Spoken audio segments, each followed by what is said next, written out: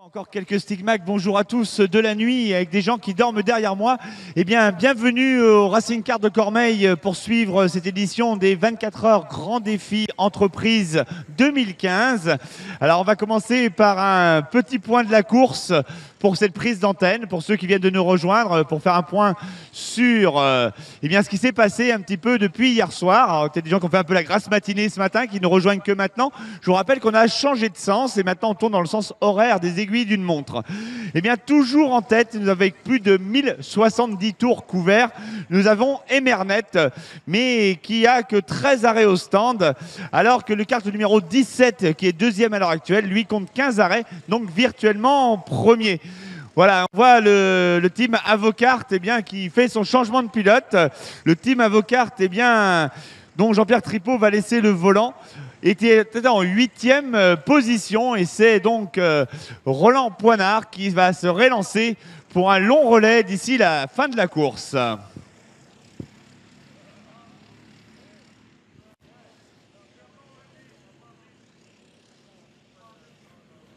Voilà, donc nous continuons le classement avec un pilote Vodov qui est au volant du kart numéro 18 et qui pointe à 19 secondes simplement du deuxième. Et voilà, donc ça continue au niveau, je dirais, la course. Tout se passe donc très très bien. Et on continue donc le point sur cette course. Là, c'était les trois leaders à l'heure actuelle. Team Enernet, Recma 1, JMF, UTC Aerospace qui, je vous rappelle, ont signé le meilleur temps en course en 1.02 880 tout à l'heure. Et là, nous avons en 5e position l'équipe du kart 25 Team Alfa Romeo avec Eddy Beaujard au volant. 6e position, vous allez présenter l'équipe suisse Losinger Marazzi. 7e position pour ESR CTA. 8e position, donc ils viennent de repartir en piste, eh bien c'était Avocart, dont on a assisté lors de la prise d'antenne eh bien, au changement de pilote en direct. Et donc c'est bien, comme je vous le disais, Roland Poinard qui est au volant. En 9e position, nous avons Nick City et toujours qui se maintient à cette 10e place depuis quasiment le début de la course. Eh bien, c'est Sagem Argenteuil qui compte déjà tout de même 23 tours de retard sur le leader. Alors, on parle de 1097 tours couverts.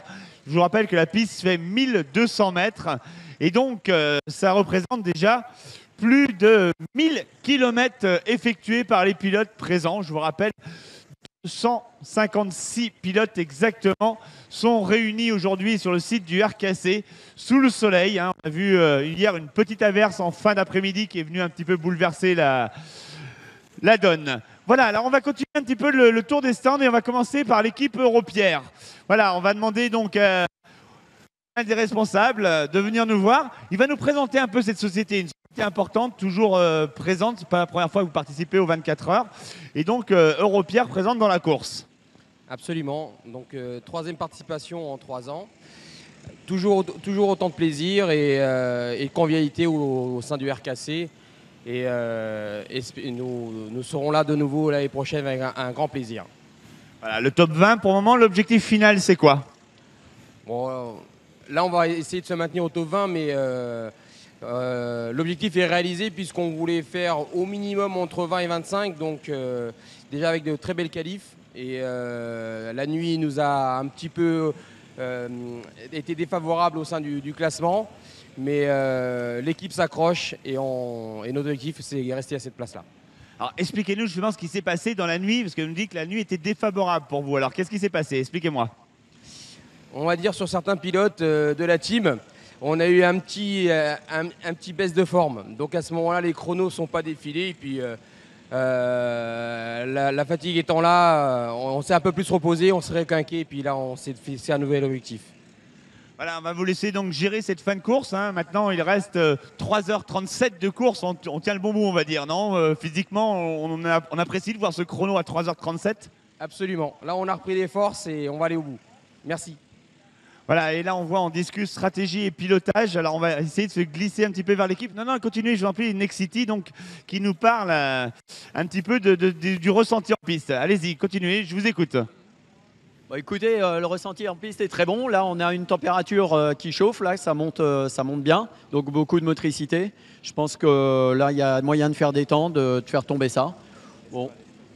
Toi, Olive, qu'est-ce que tu en penses? Je suis d'accord avec lui. Voilà, donc Olive qui vient de finir son relais. On sent encore la transpiration qu'on met la main sur l'épaule. Alors, en piste, les différences de niveau, ça joue beaucoup sur la concentration? Oui, il faut être vigilant et faire attention à certaines différences de niveau pour éviter justement l'erreur qui peut coûter un tête à queue ou quelque chose comme ça, quoi. Là, c'est la fin du roulage pour vous, à 3h30 de la fin, ou encore un relais à faire? Il y en a encore un. Allez, encore un. On va te laisser te préparer tranquillement, te reposer, te ressourcer pour aller au bout. À tout à l'heure.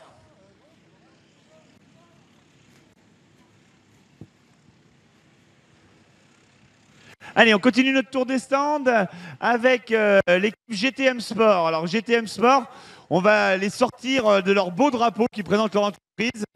Et on va demander donc à un des participants de venir nous rejoindre. Un petit peu de mal à se lever, il était allongé pour tout vous dire, il se repose. Allez, présentez-nous un petit peu GTM Sport, oui, GTM Bâtiment. Présentez-nous votre entreprise et un petit peu l'objectif de ce week-end. Bah nous, GTM Bâtiment, donc on est une entreprise du groupe Vinci. On a une entité sport chez GTM où on fait du kart là, depuis 4-5 ans avec plusieurs 24 heures. Et l'objectif, c'était terminer au moins 10e. Et pour l'instant, on espère arriver 11e. Donc objectif quasiment maintenu. Voilà, un objectif du top 10 comme beaucoup d'équipes, on va dire. Donc il y a beaucoup. Les places d'honneur, on en parle moins, c'est vrai, dans le classement, parce qu'on fait toujours des points pour les spectateurs sur la tête de course, ce qui est normal. Hein, c'est ce qui nous intéresse le plus, on va dire, hein, pour les gens. Mais c'est vrai que les places d'honneur entre 15 et 10 sont âprement disputées sur la piste. Oui, le niveau est très bon, assez bon. Tout le monde est très sympa, très cordial, ça se passe très bien. Donc c'est une très bonne course. Voilà, merci. On va vous laisser continuer donc cette course. On va essayer de faire un point sur la sécurité. Voilà, on voit l'intervention de la partie mécanique et on voit le rôle des commissaires. Alors on va faire un petit clin d'œil à ces commissaires de piste qui sont là pour assurer la sécurité des pilotes lorsqu'ils roulent. Et bien sûr, c'est toujours très délicat de faire passer un message aux pilotes. Le seul moyen que les commissaires ont, eh bien, c'est des drapeaux. Alors, on a le drapeau jaune, qui est le drapeau qui est le plus couramment utilisé durant une course. Ce drapeau signale aux pilotes qu'il y a un problème en piste. Ça peut être un tête à queue, ça peut être une sortie de piste, ça peut être, comme on l'a vu, eh bien, un pilote qui a percuté des pneus et qui gêne le bon déroulement de l'épreuve. Donc les commissaires vont agiter ce drapeau jaune qui va signifier aux pilotes qu'ils doivent ralentir, qu'il est interdit de se doubler. Et ensuite, une fois l'obstacle passé, ils pourront reprendre le cours de la course. Donc le drapeau jaune a un usage primordial. Mais à la direction de course, comme on l'a vu tout à l'heure, eh bien, il y a aussi d'autres drapeaux qui sont mis en place. On a les drapeaux pour les avertissements, hein, c'est un drapeau noir et blanc. Eh bien, ce drapeau avertissement permet aux pilotes qui sont en piste d'être avertis qu'ils ont fait une petite erreur. Alors pas bien sûr quelque chose de sanctionnable, mais de leur dire de faire attention. Donc ça, c'est le drapeau avertissement. On retrouve aussi, par exemple, des drapeaux noirs à rond orange. Eh bien, ce drapeau noir à rond orange sert tout simplement à donner une indication au pilote en piste comme quoi il a un problème sur son kart. Alors je vous rassure, on ne l'a pas utilisé du tout du week-end. Voilà, c'est les petits drapeaux comme ça qu'on peut utiliser. Peut-être en fin de course, avec les différentes stratégies et le niveau de performance des leaders, on utilisera le drapeau bleu. Eh bien, le drapeau bleu, qu'est-ce que c'est? C'est un drapeau qui va permettre aux pilotes retardataires d'être avertis que la tête de course revient sur eux à grands pas et qu'ils doivent s'effacer pour laisser passer la tête de course et ne pas venir perturber le classement final et le podium final de cette course. Donc ça, c'est un drapeau qui est très important. Au RKC, sur une course d'endurance, on le met simplement la dernière heure si on a une arrivée au sprint. Car on part du principe que les pilotes les plus rapides doivent pouvoir gérer le trafic et faire attention aux pilotes qui sont débutants. Mais c'est vrai que si on a une arrivée au sprint, qu'on a déjà eu le cas avec des écarts des fois de 3-4 secondes au bout de 24 heures, eh bien, on est obligé de signaler au pilote un peu moins rapide que devant sa bataille sec et qu'il faut absolument faire attention à la tête de course pour ne pas venir perturber le travail d'une équipe durant 24 heures. Ce qu'il faut bien penser aussi, c'est que d'autres drapeaux peuvent être agités. On n'a jamais agité le drapeau rouge au RKC, j'espère qu'on ne le fera jamais, car ça c'est une interruption de piste, de course sur la piste pour un problème grave qui peut être des intempéries, si les conditions de sécurité ne sont plus nécessaires à la pratique du karting, ou bien ça peut être sur un fait, un accident grave. Et ça, je vous le rassure, comme je vous le disais, on n'a jamais utilisé ce drapeau ici. Voilà, et alors on regarde un petit peu l'heure qu'il est. Il est quand même maintenant 10h10. Alors on remarque sur la magnifique horloge BRM qui se trouve sur le site du RKC, c'est une horloge qui est unique, avec une gestion, pour faire simple, avec satellite. Donc l'horloge est toujours à l'heure. Elle est alimentée bien sûr, et même si on était à l'horloge, quand on la rallume, eh bien elle se remet à l'heure même. Je vous rappelle que BRM, c'est le seul manufacturier de montres de luxe entièrement français. Et on fait un petit clin d'œil, c'est un voisin, il est à Magny-en-Vexin. On va continuer un petit peu le point sur la course. Et là, voilà, des images magnifiques réalisées avec le drone à ras de la piste. Les pilotes, ce qu'ils peuvent vivre. On voit la descente avec ce drone qui nous permet donc de pouvoir vivre, vous faire vivre ce que vivent les pilotes. Et on voit quand même que des vitesses atteintes sur le circuit atteignent les 90-95 km/h, puisque pour les plus rapides, je vous rappelle qu'on est à plus de 64 km/h de moyenne. Allez, on continue un petit peu le classement sur cette course. Voilà, donc je vous rappelle qu'on peut le suivre en live sur vos téléphones. Voilà, on a le 24 heures, donc grand défi, on le présente sur le téléphone. Et on a une alternance entre le pilote en piste et l'équipe. Comme ça, vous pouvez suivre très facilement. Et vous avez toutes les indications. Bien sûr, la position, le numéro du kart, l'équipe ou le pilote, les écarts, le dernier tour en piste. Et bien sûr, le temps de roulage des pilotes et le nombre d'arrêts au stand. Voilà, donc ça, c'est des alimentations au niveau des informations qu'on peut vous fournir grâce à vos téléphones pour suivre cette course en même temps que vous suivez le live streaming. Eh bien, vous pouvez regarder sur votre téléphone où ça en est sur le classement de la course. Allez, le meilleur temps, on l'a vu tout à l'heure, c'était réalisé par UTC Aerospace qui a réalisé donc un temps de 1:02, je crois 880 si je ne m'abuse. Quelque chose qui va très très vite. Hein. On a tourné plus vite que la pole position réalisée hier en 1:03,012, qui est quelque chose vraiment de extrêmement rapide déjà. Et là, on est en course du fait des conditions qui sont très bonnes aujourd'hui avec la météo qui était au rendez-vous. La fraîcheur, comme nous l'a expliqué le pilote qu'on a interviewé à sa descente tout à l'heure lors de la réalisation de ses meilleurs tours, eh bien, il a profité de la fraîcheur du matin, là où le moteur respire le mieux, et il a pu tirer justement le maximum de sa machine à ce moment-là, malgré, je dirais, l'usure des pneumatiques. Eh bien, il a réussi à pouvoir donner le maximum, des pneus chauds, une piste chaude et un rendement moteur amélioré par les conditions météo. Et bien là, on a eu le maximum que pouvait donner le pilote aujourd'hui. Et je pense que ce meilleur temps en course ne pourra pas être égalé, sauf bien sûr si les conditions venaient un petit peu à changer. Mais là, la piste va chauffer, donc les pneus vont monter en température excessivement plus haute que tout à l'heure. Et donc, l'amélioration sera un petit peu plus compliquée. On le revit, c'est par exemple ce phénomène lors des qualifications de Formule 1 où on voit le pilote qui chauffe énormément ses pneus pour un tour qualif et après au contraire il refroidit ses pneus sur le début du tour suivant pour ne pas justement surchauffer ses pneus. Et là quand la température de piste augmente, eh bien ça a tendance à faire surchauffer le pneu et donc ça sera un peu plus difficile au niveau du pilote pour aller chercher le maximum de la machine. Allez, on continue le point maintenant sur le classement. Tout en se baladant les stands, on va essayer de rejoindre les équipes qui se trouvent en bas des stands. Alors, je continue un petit peu mon point en les rejoignant. Pas oublier que, comme je disais tout à l'heure, eh bien, il y a la difficulté pour le milieu de peloton parce qu'il faut se maintenir, hein, comme CACL par exemple tout à l'heure, qui a pris 2 drive-through coup sur coup et une sortie de piste en plus. Et là, ça a ruiné un petit peu leur chance de top 10. Ils se retrouvent donc en 13e position.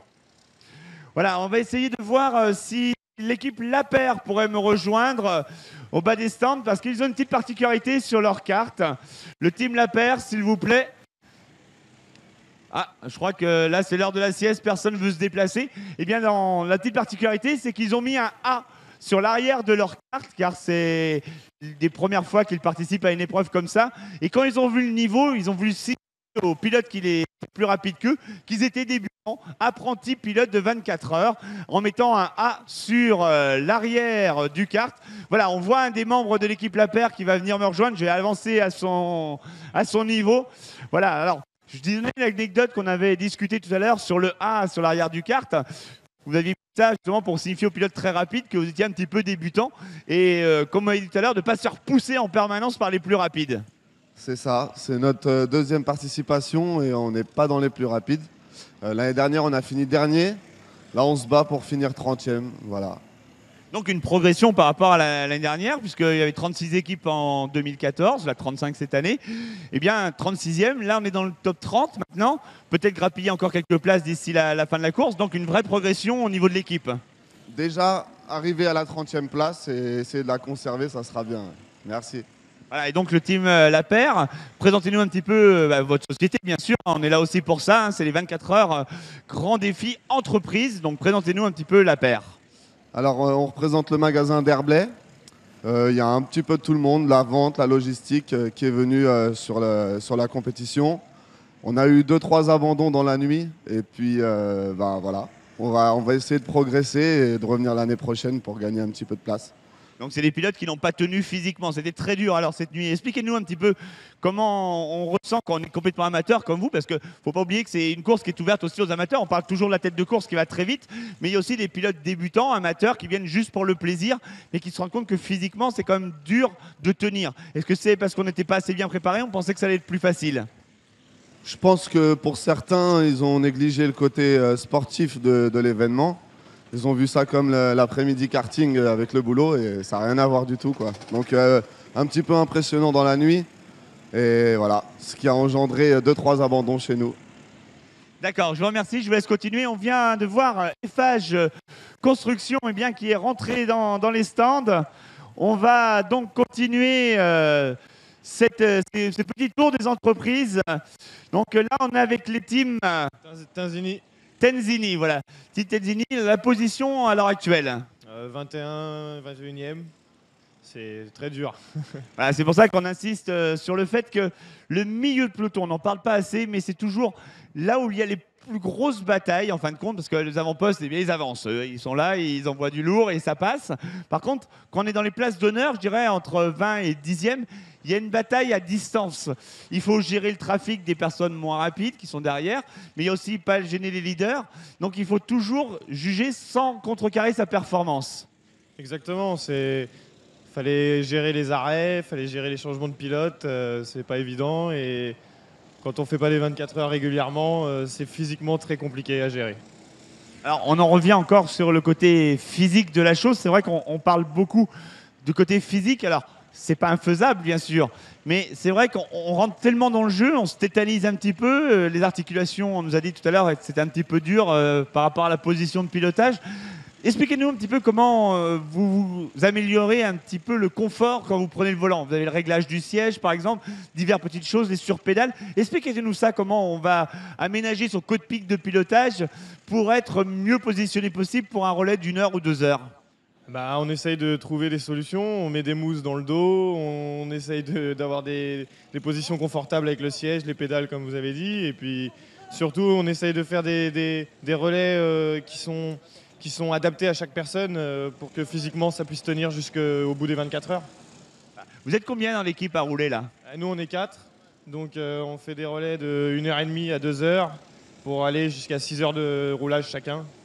On va essayer d'aller au bout, normalement ça devrait le faire, mais ça va être quelque chose d'assez compliqué. Ouais. Là aujourd'hui on est très fatigué, on a passé une nuit très compliquée, des changements de température et la pluie dans la nuit, ça a été compliqué.